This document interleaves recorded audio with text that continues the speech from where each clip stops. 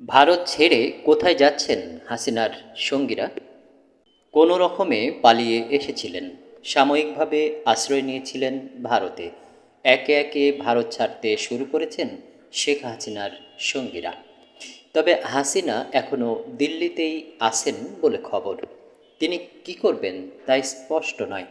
তার সঙ্গীরা ভারত ছেড়ে কোথায় যাচ্ছেন তাও জানা যায়নি। গত সোমবার হাসিনা সরকারের পতন হয়েছে। পদত্যাগ করে দেশ ছেড়েছেন হাসিনা। বোন রেহানাকে সাথে নিয়ে বিমানে উঠেছিলেন তিনি। নামেন ভারতের উত্তরপ্রদেশের গাজিয়াবাদের হিন্ডন এয়ারবেসে। এরপর থেকে তিনি দিল্লিতে গোপন আশ্রয়ে আছেন বলে খবর। হাসিনা চলে আসার পর বাংলাদেশ থেকে তার দলের আরও কয়েকজন সদস্য ভারতে এসেছেন। ইন্ডিয়া টুডে জানিয়েছে, বৃহস্পতিবার হাসিনার সেই সঙ্গীরা একে একে ভারত ছাড়তে শুরু করেছেন। পরবর্তী গন্তব্যের উদ্দেশ্যে যাত্রা শুরু করেছেন তারা। তবে তারা কোথায় যাচ্ছেন তা এখনও স্পষ্ট নয়।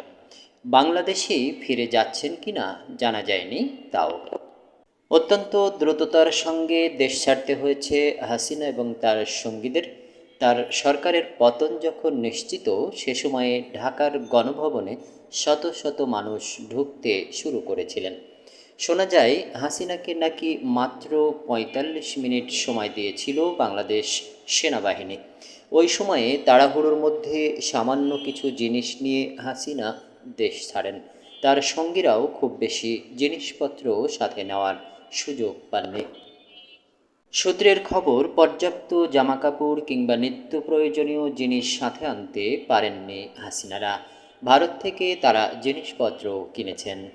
হাসিনাদের সাথে থাকার জন্যে ভারতের প্রোটোকল দপ্তর থেকে যে কর্মকর্তাদের নিযুক্ত করা হয়েছে, তারাই জিনিসপত্র কিনতে সাহায্য করেছেন। হাসিনা ভারত থেকে কোথায় যাবেন তা এখনও স্পষ্ট নয়। তার পুত্র সজীব ওয়াজেদ জয় জানিয়ে দিয়েছেন, মা আর বাংলাদেশে ফিরবেন না। শোনা যাচ্ছে হাসিনা লন্ডনে যেতে চেয়েছেন, কিন্তু ব্রিটেন এখনও সবুজ সংকেত দেয়নি। এ বিষয়ে সরকারিভাবে কোনো তরফে মুখ খোলাও হয়নি। ভারতের পররাষ্ট্রমন্ত্রী এস জয়শঙ্কর গত মঙ্গলবার পার্লামেন্টে জানিয়েছেন, হাসিনা মানসিকভাবে বিধ্বস্ত।